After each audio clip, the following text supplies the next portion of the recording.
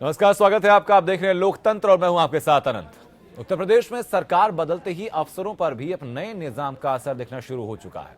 बड़े पदों पर बैठे अधिकारियों ने नए ठेके पट्टे देने से बचने के लिए जहां बाकायदा आदेश जारी कर दिए, तो वहीं चीफ सेक्रेटरी राहुल भटनागर ने अधिकारियों को समय से ऑफिस पहुंचने का निर्देश जारी कर दिया है। माना जा रहा है कि बीजेपी की सरकार आते ही अफसर प्रेशर में आ गए। हालांकि इस मामले में एक दलील यह भी दी जा रही है कि ये फाइनेंशियल ईयर का आखिरी महीना है, ऐसे में गड़बड़ियां होने के चांसेस ज्यादा रहते हैं और यही वजह है कि निर्देश जारी किए गए। लेकिन क्या वाकई में इस दलील को वाजिब माना जाए या फिर यह समझा जाए कि नए सीएम का शपथ ग्रहण का समय जैसे जैसे करीब आता जा रहा है, तो वहीं चीफ सेक्रेटरी भी एक्टिव हो गए हैं।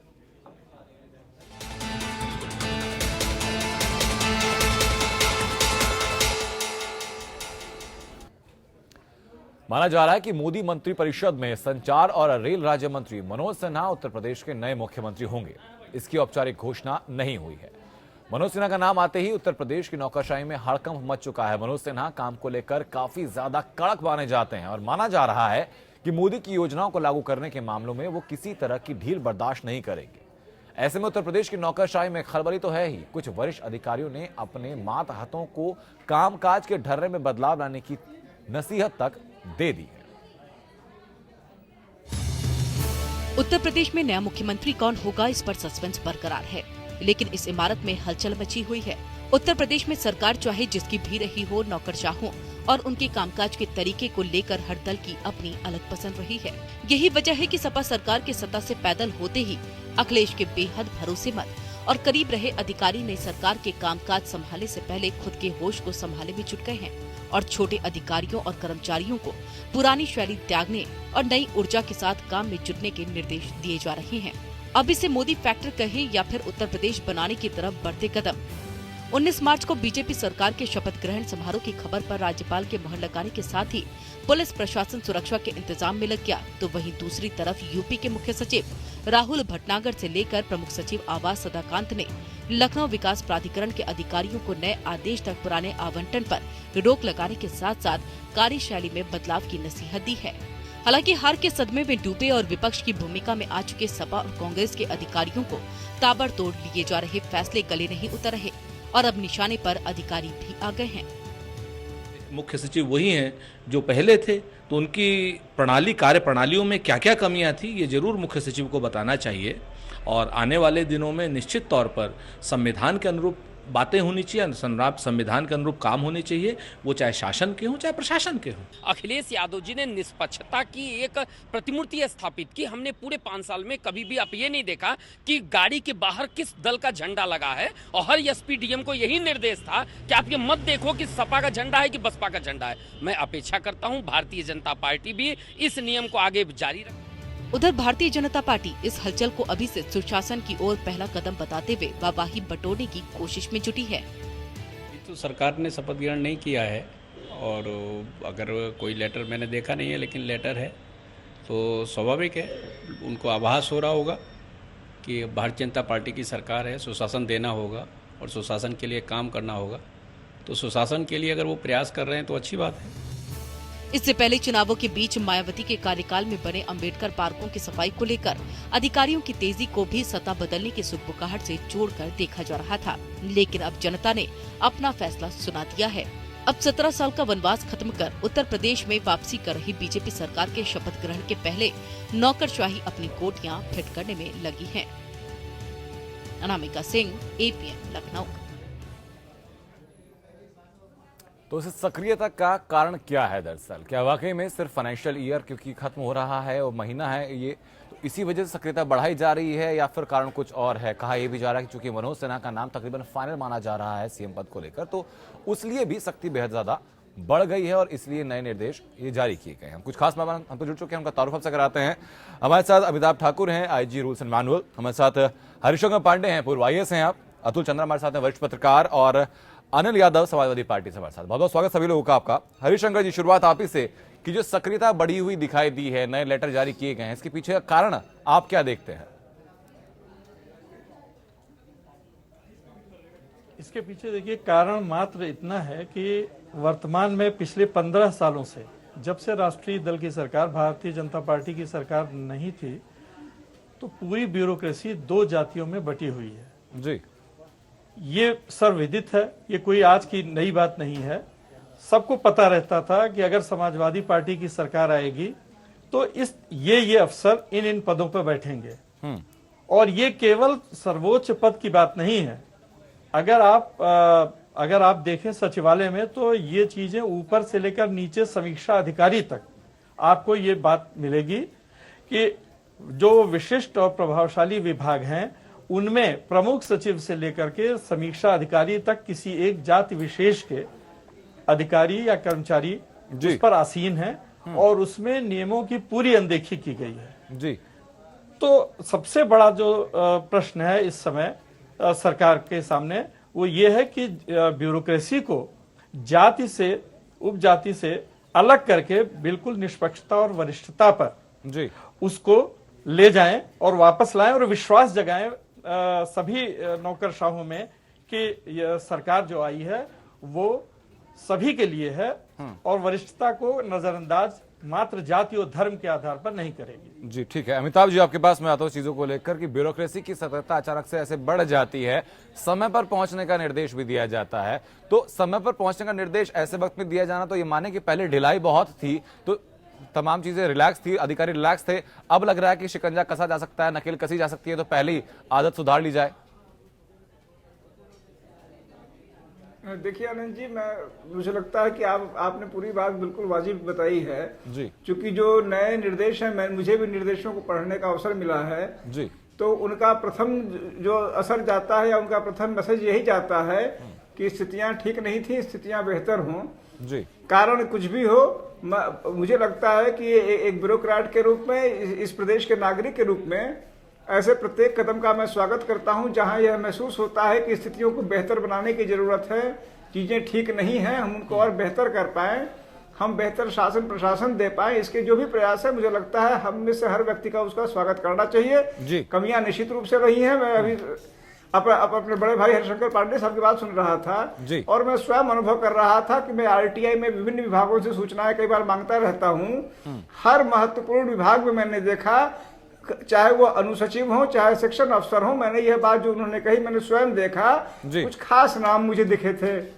मैं भी उम्मीद करूंगा कि किसी व्यक्ति विशेष पर नहीं, ये सार्वभौम रूप से नियमों के अनुसार ये बातें नियुक्तियां होंगी तो वास्तव में प्रदेश के लिए बेहतर होगा। तो सर इस जो अनियमितताएं का जिनका जिक्र आप कर रहे हैं, इनका कारण दरअसल क्या रहता था? क्या पॉलिटिकली उनको संरक्षण रहता था इसलिए ऐसी अनियमितताएं होती थी सामने?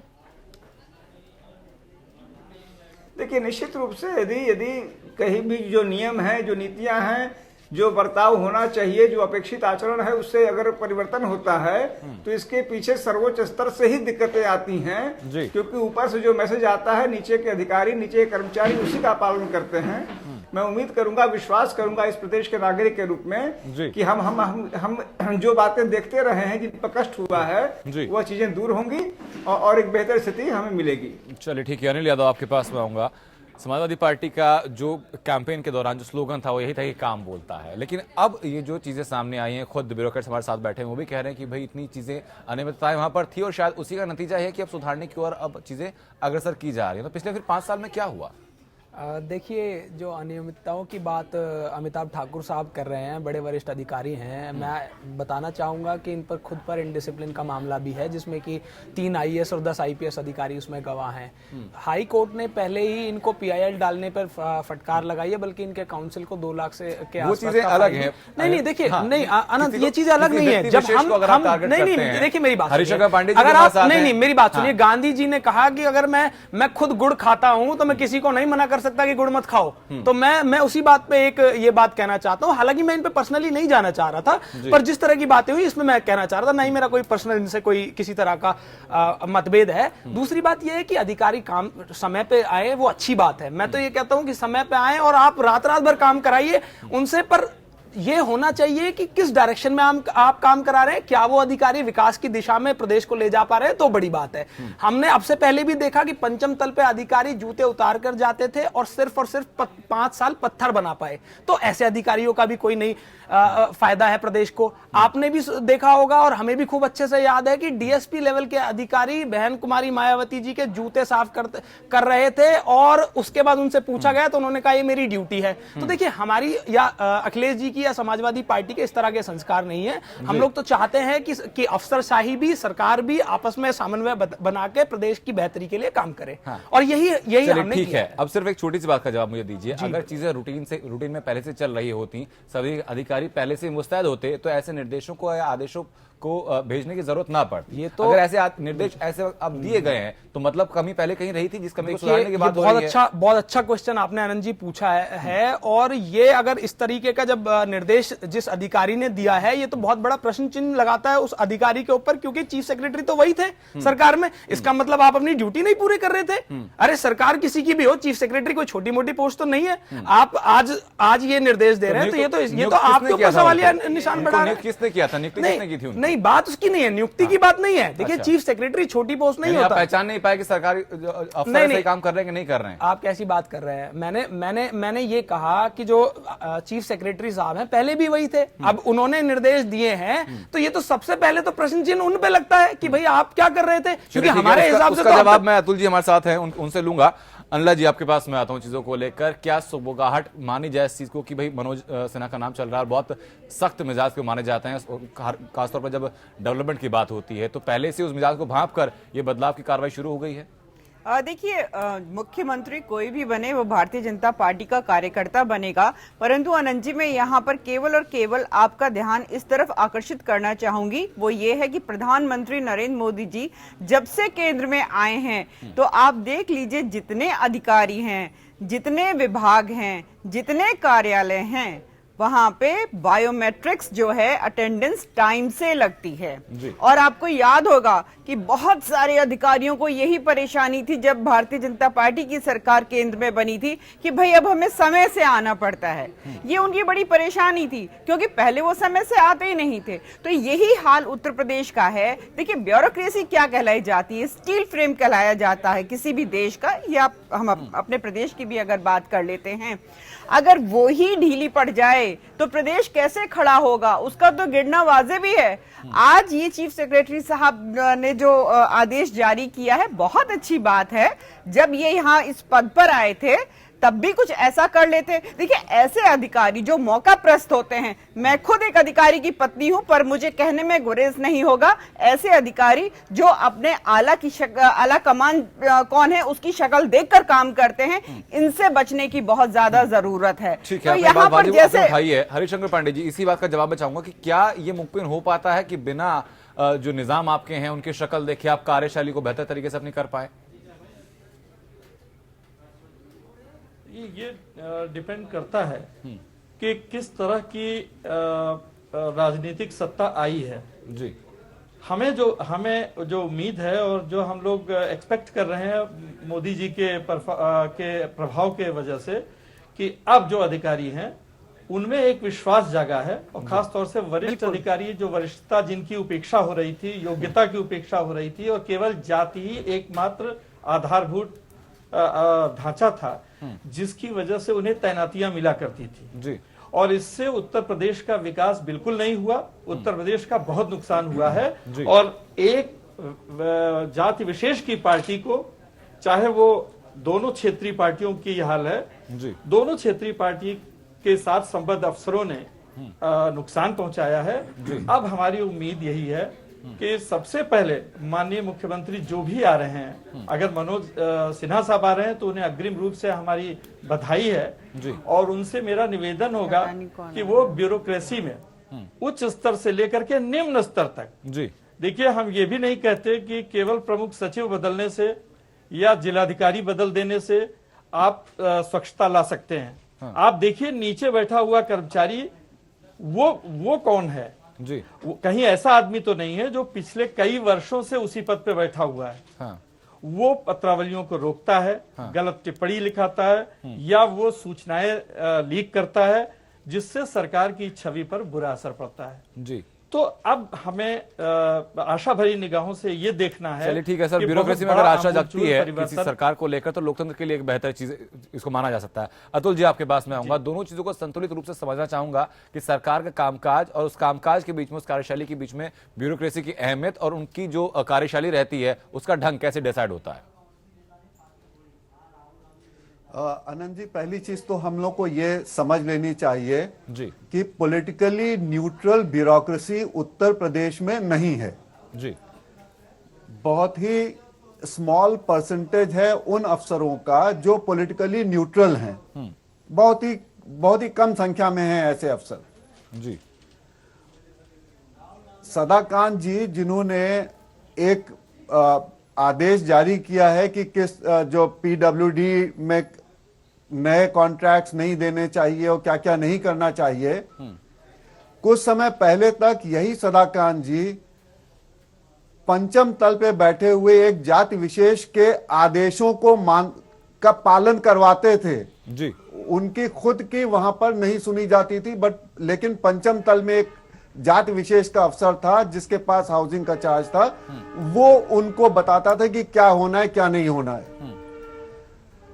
ठीक है, लेकिन सर अमिताभ ठाकुर जी का मैं जिक्र किया, जैसे इस लेवल पर आकर बात कर रहे हैं। एक बात बस हम ये कह दें जी, एक बात बस हम ये कह दें, जो अमिताभ ठाकुर के लिए बात कही समाजवादी पार्टी के प्रवक्ता ने, तो इनको ये चीज जरूर हम बताना चाहेंगे कि अमिताभ ठाकुर को परेशान करने के लिए पूरा अमला जुट गया था, सिर्फ इसलिए क्योंकि इन्होंने हाईकोर्ट से भी हमने कह दिया होगा ना, जिक्र कर दिया था। हमने लताड़ हाईकोर्ट से भी लगवा दी थी। सही कह रहे हैं आप, बिल्कुल सही कह रहे हैं। जी जी जी, हाँ, सही कह रहे हैं आप लोगों की आप। पार्टी जो हाईकोर्ट करती भी है वो हमारे अंदर ही सबको आता पता है है। अब। हाईकोर्ट ने तो यादव सिंह को लेकर भी आप लोगों को लताड़ मारी थी। अनिल जी ये भूल रहे हैं अनिला किस सिंह प्रकार जी, से आप अनिला अधिकारियों का सिंह जी, संरक्षण अरे करते सुन हैं जो लीजिए। भ्रष्टाचार अरे में लिप्त केंद्र रहते में हैं। किसकी सरकार समाजवादी है? पार्टी ने सीबीआई एक थी, अलग- ईडी एक थी। अलग आप बताइए क्या करा आपने, बताओ ना।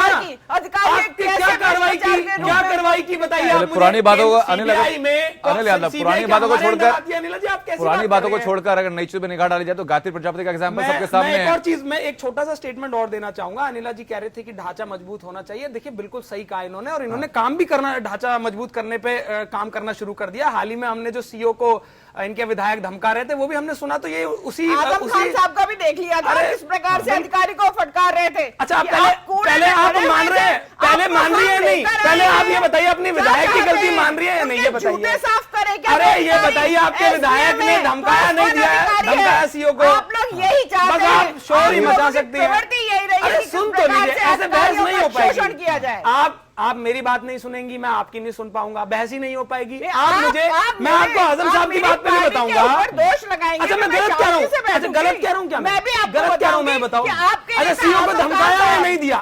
अब बताओ आप। चलो ठीक है, अनिला जी और अनिला सिंह, अनिल यादव, आप दोनों के पास वापस लौटूंगा सर, आप दोनों के पास वापस लौटूंगा। खैर बहुत सारे अधिकारी और ऐसे थानेदार और बहुत सारे ऐसे पद पर लोग बैठे हुए हैं जी। जिन लोगों का आपने नहीं, खुद अमिताभ ठाकुर भी हमारे साथ हैं। अनिल यादव, सीओ वाला जो काम आपके था कहने वो पे सही काम किया ना, करते हैं। सही किया वो आपने। नहीं, आप यही तो आजम मान रहे खान हैं साहब के बारे में बता दीजिए। चलिए ठीक है, आप बिल्कुल दोनों के पास में वापस लौटूंगा। दे दिया गायत्री प्रजापति जो है जिस दिन हमारी सरकार बनी और गिरफ्तार पुलिस करके उसको ले आई। अच्छा ये मान रहे हैं आप कि गायत्री प्रजापति आपकी सरकार की वजह से गिरफ्तार हुआ है, ये मानते हैं आप? पुलिस काम करने लग गई। नहीं, अच्छा सुन लीजिए, मैं आपको, इस जनता ने आपको सुना दिया है। अब मैं क्या प्रदेश की जनता ने आपको सुना अच्छा, दिया है। जवाब दूं? नहीं, क्या नतीजे के ऊपर कुछ बोल भी नहीं पाएंगे। ठीक है अनिल यादव, वापस लौटूंगा आपके पास, मैं वापस लौटूंगा आपके पास। 5 सेकंड, सिर्फ 5 सेकंड सर मैं वापस लौटूंगा आपके पास, 5 पूरा वक्त आपको दूंगा सर, 5 सेकंड नहीं, आपको कुछ मिनट मिलेंगे उस चीज के लिए। अमिताभ जी आपके पास में आता हूँ, दोनों चीजों को मैं वापस लौटूंगा आपके पास। अमिताभ जी आपके पास में आता हूँ चीजों को लेकर, जो फोन कॉल्स की हमने बात की,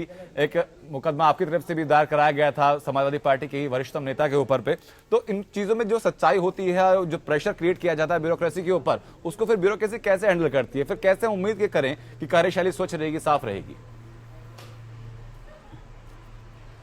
देखिए आनंद जी, मैं ये चाहूँगा, मैं एक सर्विंग ब्यूरोक्रेट हूँ और अपने आप को सोशल एक्टिविस्ट भी मानता हूँ, उसमें काम भी करता हूँ, उसके अच्छे बुरे को झेलता भी हूँ।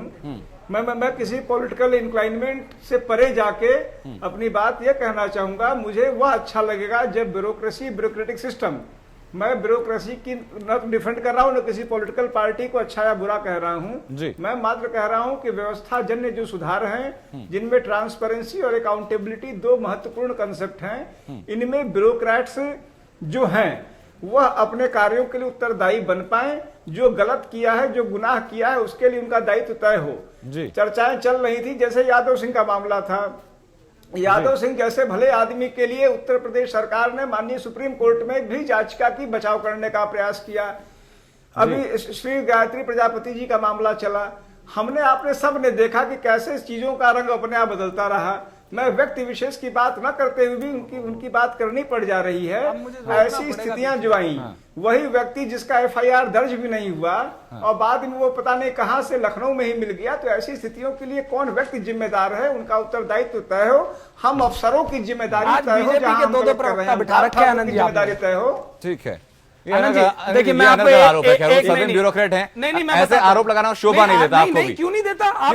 नहीं मैं बताता हूं ना किस बात से, भाई आप देखिए मेरी बात सुनिए। जब अमिताभ साहब कोई बात कहते हैं तो उसमें हमें एक पक्ष और जानना पड़ेगा कि जो इनकी वाइफ हैं नूतन ठाकुर जी, वो आरटीआई एक्टिविस्ट है और काफी सारी पीआईएल उन्होंने कोर्ट में डाली भी, फिर कोर्ट ने उन्हें लताड़ भी लगाई इस बात के लिए।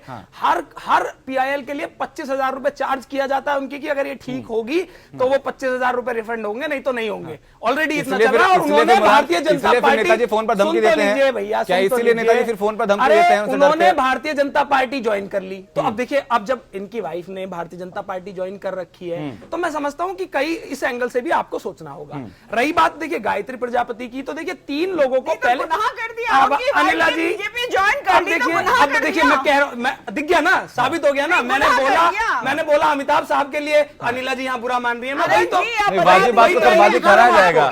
वही एंगल तो मैं आपको टीवी पे दिखाना चाह रहा हूँ, वही एंगल मैं आपको टीवी पर यही तो दिखाना चाह रहा हूँ कि ये दोनों लोग बिल्कुल देख लीजिए, आप देख लीजिए। बीजेपी ज्वाइन कर ली तो अमिताभ ठाकुर को सूली पे चढ़ा दो। आपकी मैं बात का जवाब देता हूँ। आप गायत्री के बारे में जो बात कह रही थी, मैं आपको बता देता हूँ। अभी 4 दिन 5 दिन हुए हैं आपकी सरकार आए हुए, 6 रेप हो चुके हैं। आपको मुरादाबाद में 6 साल की लड़की से रेप, अगर उन्नाव की बात करूं तो रेप पीड़िता की आंख फोड़ दी जाती है, सीतापुर की बात करूं तो 11। चलिए आपको एक बात अनिल यादव आपको मैं दिखा देता हूं।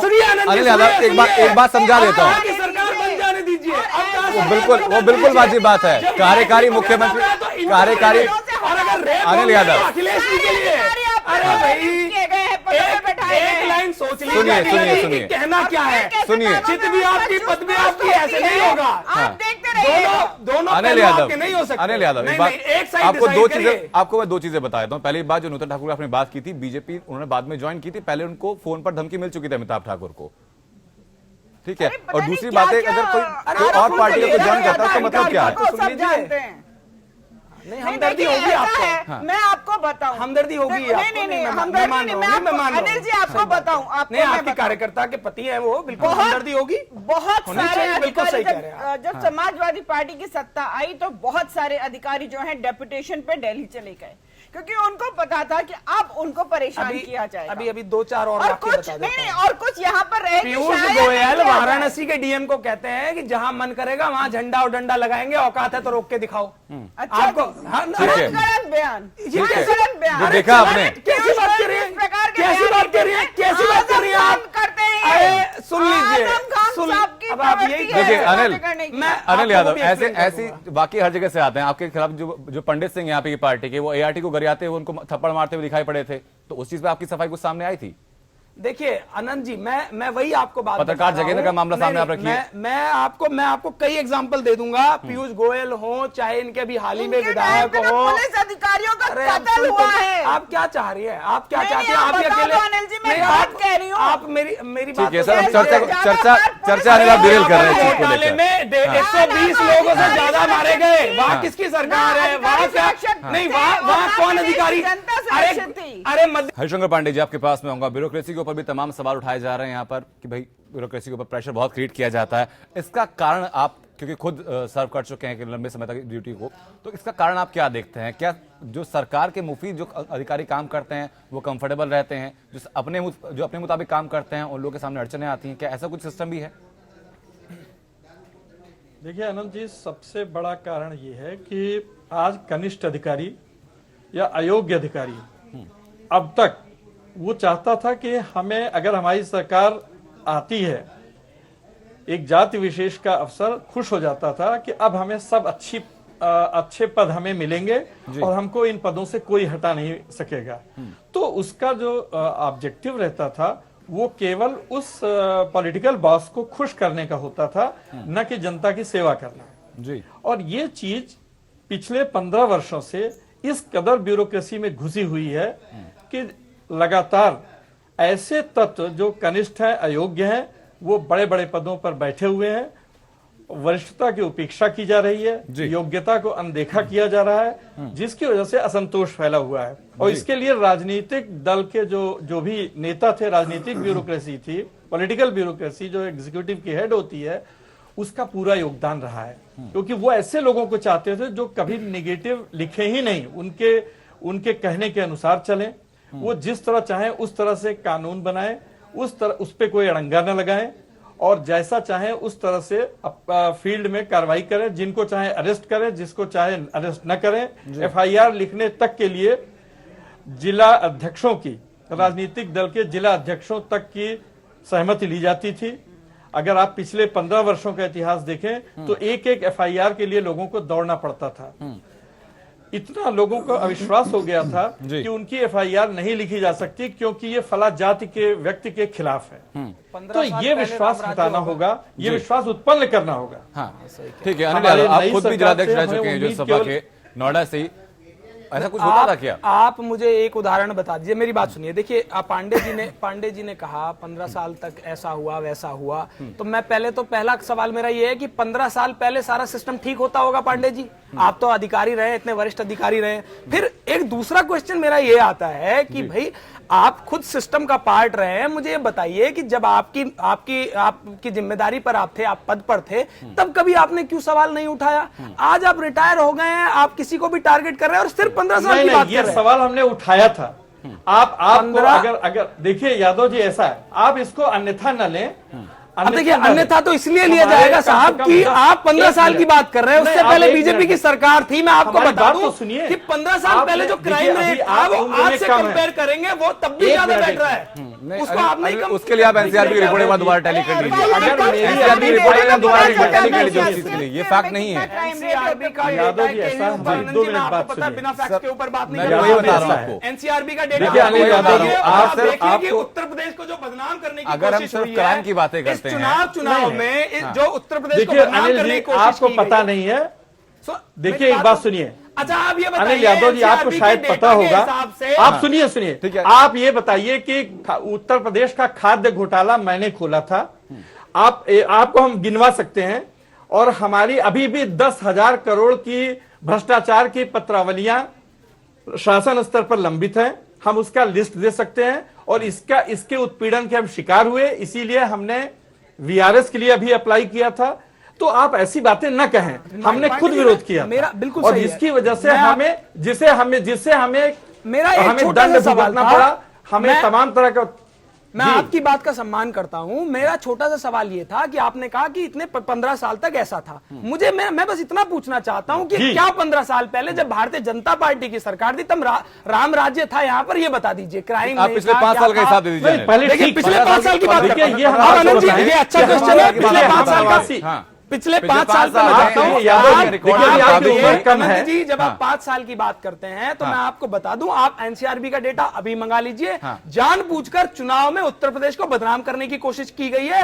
जहां पर भारतीय जनता पार्टी की सरकार है, मध्य प्रदेश बलात्कार में सबसे नंबर 1 पर है। मध्य प्रदेश, कश्मीर से लेकर कन्याकुमारी, महाराष्ट्र में नहीं नापेंगे। क्या ये तथ्य गलत है? आप हमारी एक बात सुनिए। अरे हमने वो स्वीकार किया है, हमने स्वीकार किया। भारतीय जनता पार्टी की सरकार में और कांग्रेस देखिए 1989 में हम तो स्वीकार कर रहे हैं। हमने जो जनता का जो मत था वो हमने स्वीकार किया है। हम उस बात पे नहीं, उसके अलावा कोई ऑप्शन भी नहीं है आपके पास ना। जनता ने मत दे दिया तो आपको स्वीकार करना ही होगा। अतुल जी, आपके पास में आता हूँ। प्रमुख ने आपने देखा ही होगा क्या कहा है। अरे सुन लीजिए पांडे जी की वो सब अतार्किक बातें हैं। हरिशंकर जी, अपनी बात पूरी कीजिए। भारतीय जनता पार्टी की जब सरकार थी, उसमें आप ये मान के चलिए, आप भी सहमत होंगे कि उसमें किसी जाति विशेष के अधिकारी का प्रभाव नहीं था। इस चीज को आप क्यों नहीं मानते? आप कल्याण सिंह की सरकार को देखिए। जिस समय कल्याण सिंह की सरकार थी, उस समय जरा आप देखिए कि नियुक्तियां किस तरह हुई थी। आप देखिए, उससे अच्छी नियुक्तियां कभी नहीं हुई हैं। और हम उस समय विभागाध्यक्ष थे, हमने स्वयं नियुक्तियां की है।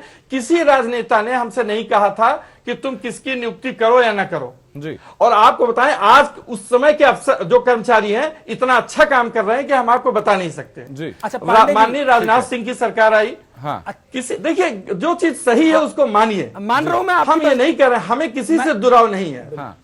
अच्छा ये ठीक है, बताइए, मैं वापस अभी लौटूंगा। हाल ही में आपने वो सीओ वाला इंसिडेंट, वो रिकॉर्डिंग सुनी होगी, वो एक विधायक जो सीओ को धमकाते हैं, तो अब वो भारतीय जनता पार्टी के विधायक है, मुझे बता दीजिए क्या वो सही बात है? अनिल मुझे एक बात बताइए, जिन देखिए, घटनाक्रम को आप भारतीय गिनवा रहे हैं, आप जनता- कह रहे हैं नहीं, कितने सही रेप हुए, नहीं, कार्यकारी चलिए, कार्यकारी एक बात मुख्यमंत्री सुनिए। कौन है अरे इस उनका वक्त? उनका सुन तो लीजिए देखिए, भैया, ये जो पांडे जी की बात ही नहीं आप- सुनना आप- चाहते आप- हैं। ये अगर वो कहते सही हैं बात कि कह रहे हैं तो वो नहीं सुनना सरकार चाहते। ऐसी होनी चाहिए। हाँ। अच्छा आप उसकी निंदा करते सरकार हैं? नहीं, ऐसी मैं बस होनी यही चाहिए जानना चाह रहा था कि पांडे जी। उनके यहाँ के कर्मचारी, उनके एमएलए हो या एमएलसी हो, अगर वो गलत करते हैं उनके खिलाफ कार्रवाई होनी चाहिए। हाँ। ठीक है ये- अनिला जी, ये सुन नहीं रही है कि है, अगर वो ठीक है, सुन रही हैं बताओ। आप, सुन रही हैं, कार्रवाई की? नहीं, सुनो, उस अनिल- विधायक पर कार्रवाई अनिल, आप की भी सुनो। अनिला जी? अनिल यादव, अधिकारी जो होता है ना, ब्यूरोक्रेट जो होता है, या तो अरे वो CEO को सुन लो, आप क्या सुन लो, चाहती हैं? क्या या चाहती- तो वो मतलब उस- प्रेसिडेंट या वो गवर्नर के नाम से अरे- शपथ लेता है, वो जो है वो किसी अरे से क्यों किसी विधायक political- ने सुन क्यों- लो, मेरी बात सुन लो, किसी भी पॉलिटिकल पार्टी का वो बताइए। नहीं होता है, परंतु जो रीजनल पार्टीज हैं ज्यादातर वो अपने इस्तेमाल के लिए इन अधिकारियों को अलग अलग पदों पे बैठाती है। आपकी तो राष्ट्रीय पार्टी है, जब भी आप- अरे सुनना भी आप सीखिए, हाँ की बौखलाहट इतनी नहीं होनी चाहिए कि सुनना चीजें बंद हो जाए। सरकार अपने स्वार्थ के लिए इस्तेमाल किया जाए हाँ। तो धन्य हो समाजवादी पार्टी और अरे BSP धन्य हो पार्टी आपके का। विधायक जो CEO को कैसे धमकाते आप हैं। लोगों ने करप्ट कर दिया सारे अधिकारियों को। ठीक अब है। नहीं होगा वो, चिंता मत ठीक है, करिए। अमिताभ आपका ठाकुर काम जी। भी नहीं, सच्चाई से होगा। हमें आपसे देखिए, जनता ने आपको इतना आपका बड़ा, काम भी सच्चाई अरे से वही ठीक है, अनिल होगा। वापस लौटूंगा आपके क्यों पास। परेशान अनिल हो मैं रहे वापस हैं? लौटूंगा अपने पास, अपनी बात आप रखिएगा। अतुल जी आपके पास मैं आता हूं चीजों को लेकर, संतुलन फिर बरकरार कैसे रखा जाए? आरोप प्रत्यारोप तो लगते ही रहेंगे। एक बार फिर से अपना प्रश्न दोहराइए। अतुल जी सवाल मेरा यह है कि संतुलन ब्यूरोक्रेसी के बीच में और राजनीति के बीच में कैसे बनाया जाए? देखिए, जो ब्यूरोक्रेसी का ट्रेडिशनल रोल है, अगर उसको फ्रीडम दी जाए उतनी कि आप एडवाइस करेंगे एग्जीक्यूटिव को, नेताशाही को एडवाइस करने का काम होता है जी। अब अगर नेता, जैसे कुछ मामलों में पिछली सरकार में क्या होता था कि अगर काम नहीं भी होना है, जी। वो गलत काम है, तो भी उसके लिए आदेश दिए जाते थे कि आपको ये काम करने हैं। जी। उस तरह के आदेश पारित होना बंद हो, राजनेताओं की तरफ से, मंत्रियों की तरफ से कोई गलत आदेश ना हो। ठीक बात है आपकी। सबसे जरूरी चीज ये है जी अमिताभ जी आपके पास मैं आता हूं कि क्योंकि अब क्या है ना, जी, अभी पिछले सरकार में क्या था कि दो एक अफसर आप देखिए, वो कुछ विभागों में बराबर बने हुए हैं, इतने गलत काम हुए हैं उसमें, लेकिन उनको नहीं हटाया गया है जी। क्योंकि वो सरकार के मनमाफिक काम करने को तैयार होते थे, गलत हो या सही हो। हाँ ठीक है सर, वापस मैं लौटूंगा आपके पास। अमिताभ जी ये आपके चीज पास मैं खत्म आता होनी हूं चाहिए। और जो कि ये भी चीज हम लोगों ने सुनी है। हरदोई की जो घटना है, जी सर, मैं वापस आऊंगा अतुल जी आपके पास। अमिताभ जी, हरदोई की घटना जहां, अच्छा अमिताभ जी ये भी सुना हमने कि जो पीएम के प्रमुख सचिव हैं नृपेंद्र मिश्र और कैबिनेट सेक्रेटरी पीके सिन्हा, तो वहां से सीधे आदेश निर्देश आने शुरू हो गए हैं राज्य की ब्यूरोक्रेसी को कि भाई ऐसे ऐसे आपको काम करना है। कहां तक ये बात सही है, और अगर ऐसा है तो कितना इसको आप वाजिब मानते हैं? देखिए, मुझे इस पे कोई जानकारी नहीं है।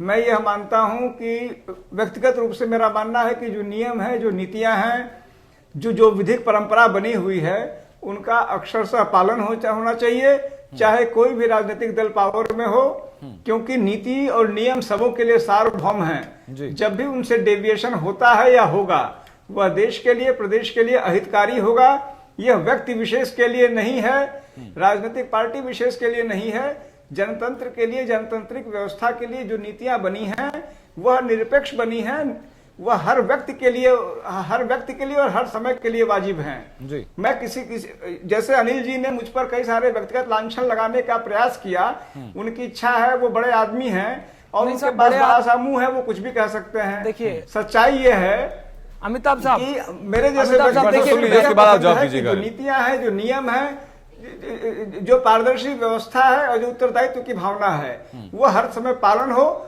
क्योंकि वही ऐसी चीजें हैं जो जनहित में हो सकती हैं और हर व्यक्ति को उसका अधिकार दिला पाने की जो हमारी जो परिकल्पना है, संकल्पना है, उसको पूरा कर सकती हैं। जहां भी यह स्थिति आती है कि ऊपर से आदेश आ जाए, वो गलत हो या सही हो, उनका पालन होना है और लोग आंख मूंद के पालन करते हैं, वहां गड़बड़ी निश्चित रूप से होगी, चाहे वो कभी भी हो। हाँ ठीक है सर, वापस लौटूंगा। अनिल, छोटा सवाल मेरा आपसे रहेगा। जो आपने बात की कि इतना जो भी रेप की बात आपने गिनाई है, आपने गिनाई कि कितनी जो आपराधिक घटनाएं हुई हैं, इस वक्त कार्यकारी मुख्यमंत्री कौन है?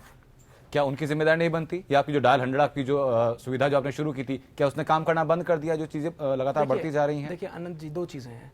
आपको एक पक्ष आपको डिसाइड करना पड़ेगा। जब गायत्री प्रजापति पकड़ा जाता है तो आप कहते हैं कि बताइए, आप बीजेपी की सरकार बनी और एकदम से देखिए पुलिस कितनी मुस्तैद हो गई और एकदम से गायत्री प्रजापति को पकड़ लाए।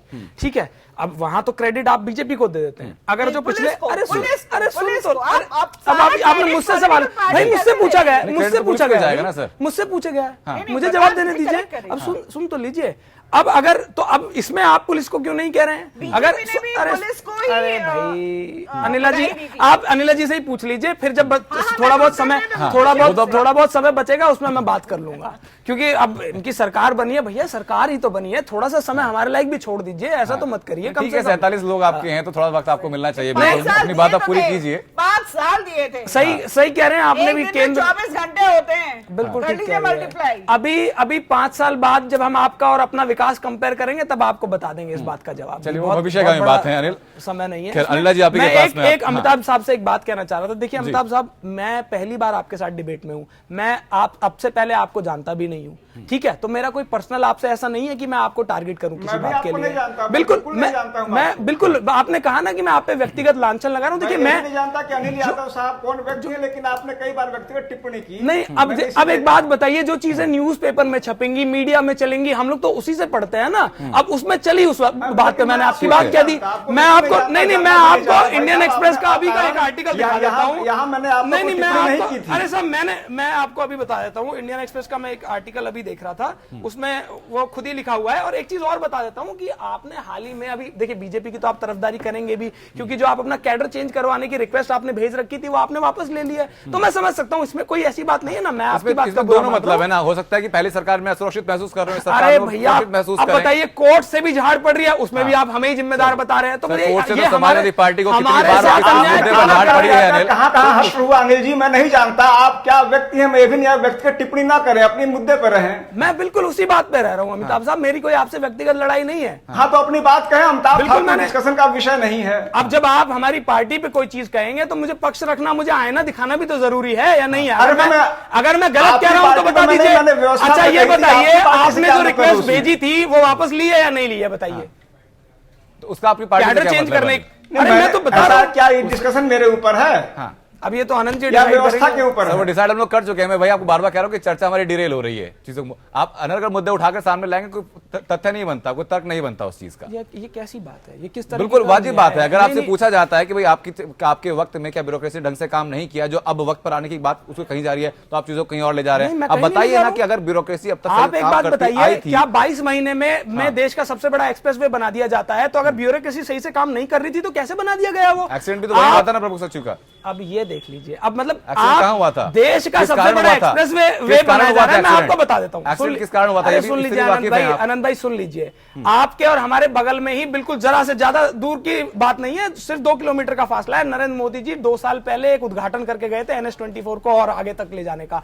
आप जाके देखेंगे, अब जाके काम शुरू हुआ है, ईंटें पड़नी शुरू हुई है। 2 साल हो गए। अरे किस रेट में एक्वायर किया? जरा ये बताएंगे। कैसी बात कर रही है? मैं आपको बताता हूँ, मैं आपको बताता हूँ। आने लग गई अरे मैं बता रहा हूँ आपको, आने लग गई हैं 43 करोड़ रुपए पर किलोमीटर। आपके जो दिल्ली का ईस्टर्न हाईवे, अरे दिल्ली का ईस्टर्न हाईवे आप बना रहे हैं, उसकी लागत 43 करोड़ रुपए पर किलोमीटर है। अनिला जी, चिल्लाने से बात सही नहीं होगी। फिरोजाबाद यही होता है, चिल्लाने से आपकी बात सही नहीं होगी। यही है उत्तर प्रदेश। अरे आपको चुनाव तो है, अब आप दिखाइए। अच्छा, आप दोनों से मेरी दरख्वास्त है, अनिला जी और अनिल यादव। अच्छा सुन लीजिए। अच्छा मेरी एक बात सुन लीजिए। अरे अनिला जी, आप तो सुन ही नहीं है। अच्छा आपको 5 सेकंड सुन लीजिए, 5 सेकंड। मुझे लग रहा है कि दोनों की, अरे सुन तो लो।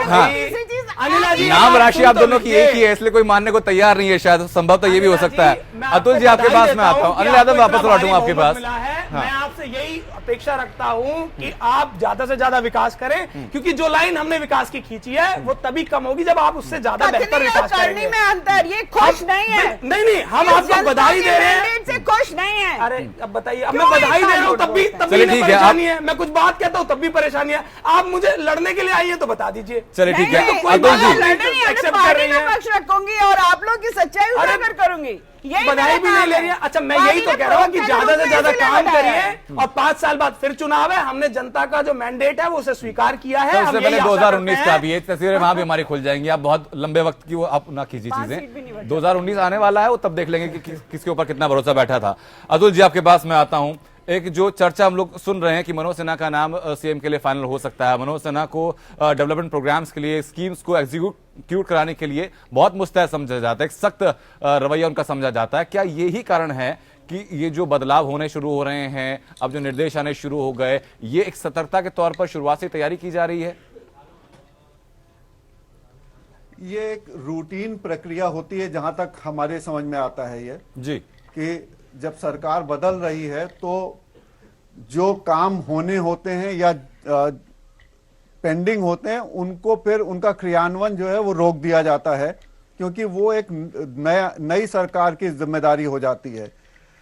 और जो भी नई सरकार आएगी वो पुरानी फाइलों को एक बार देखेगी, उनका अवलोकन करेगी, उसके बाद फिर देखेगी कौन से निर्णय सही हुए, कौन से गलत हुए।